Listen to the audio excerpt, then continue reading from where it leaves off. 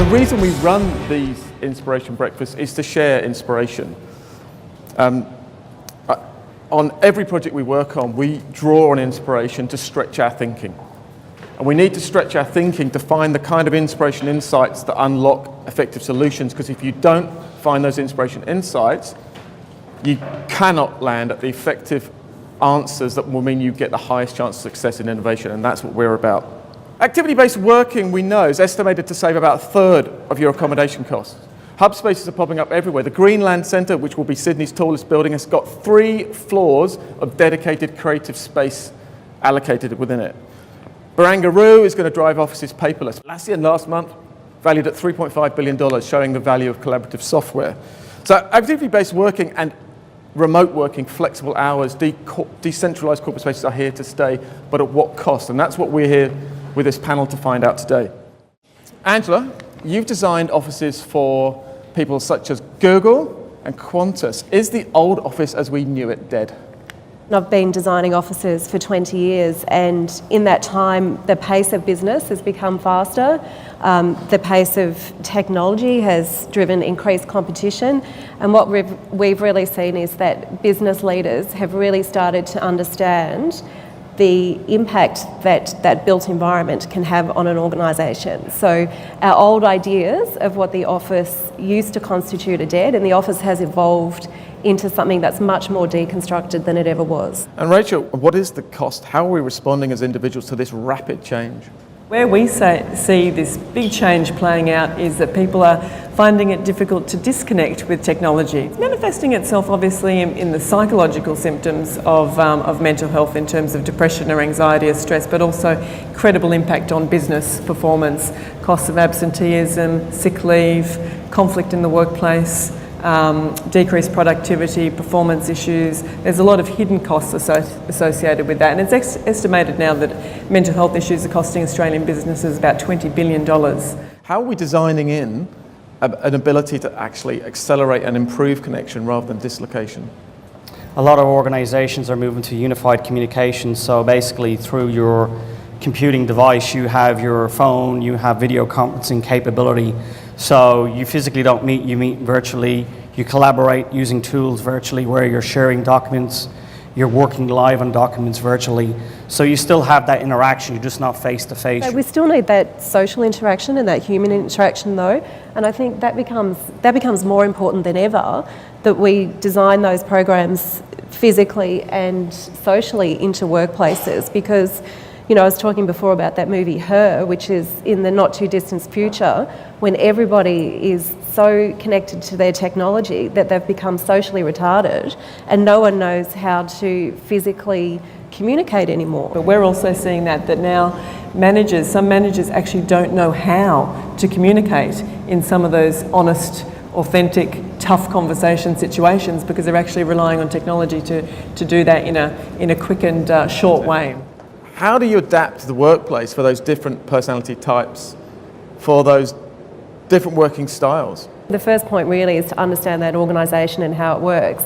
And then from there, what we design is a menu of spaces. We designed Microsoft's office in Ryde, and their policy is the complete opposite to Yahoo's. Theirs is don't come to work, because their technology is so good that they can communicate and collaborate by using their own technologies. No matter where you work, you'll have some users that will need to be in the office, but you may have some other people in functions like in marketing and services and sales. Clearly they don't need to be in the office. So I think you need to understand what type of users you have first of all, and then from that you can define the strategy of, well, what devices do you want to support them on there, and even, well, do they get a workspace or don't they get a workspace? I think there are very few true examples of activity-based. There's probably half a dozen at most in Australia. I think a lot of them say they are and they're not. And when we do the activity-based work, it's very much about providing a neighbourhood for different teams. Your accounting team, for example, they're never out on the road. So why would you make them sit somewhere different every day? It's just crazy. So that 1/3 saving on accommodation costs, is that a true saving, or is it being redirected into IT department spend on extra devices, extra security? Some organizations look at it and say, well, it's going to save me money because you're buying a device and you're bringing it in. But the reality is when you actually do your homework and look at, well, what information do I want them to access to, and how do I make sure that's all protected and secured, you've just moved your dollars in terms of buying physical hardware to now spending more on security to protect that information. But again, it's not just cost you need to go back to. The business case for the reason you're doing this may be because it will drive innovation, it'll make you competitive in the marketplace. And if you look at too an organisation's costs, 80% of an organisation's costs are its people.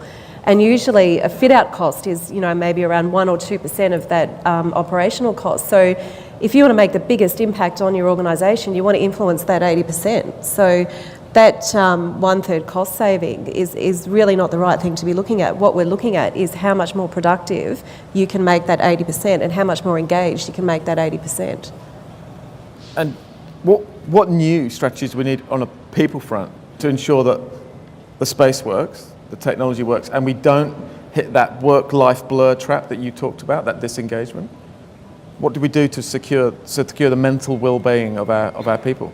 Yeah, I think that's going to be more challenging as we go through. I think managers probably need some additional skills in that area as well, because this is a whole space that's changing now, and particularly where you've got people working in different locations or working from home or things like that. So I think to date we don't actually know yet. I think that's one thing is to watch this space. I think actually it's so new, we actually don't really know. What we do know is that managers will have to manage in a very different way. They'll have to be very much more, aware of their staff, where they are, their level of connectedness to the organisation. The other thing I think that employees will need to be mindful of, or managers mindful of as we're moving forward, is that ability to disconnect. Our world is 24/7 now, whether we like it or not. And I think we've always designed the workplace for 9 to 5, and we really need to start designing the workplace to consider 24/7.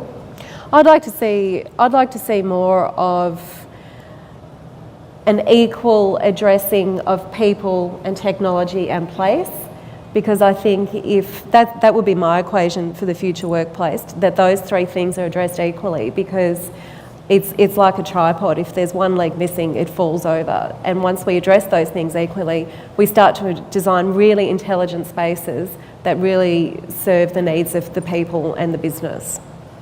Thank you so much to the panel for your time today. Did we get to a workplace equation? I think we got to some critical principles. I love the language of a neighbourhood and the connectivity and belonging from Joel here. The sense that the positive implications of getting the technology right, the space right, and the human approach right, it would be to increase your sense of belonging.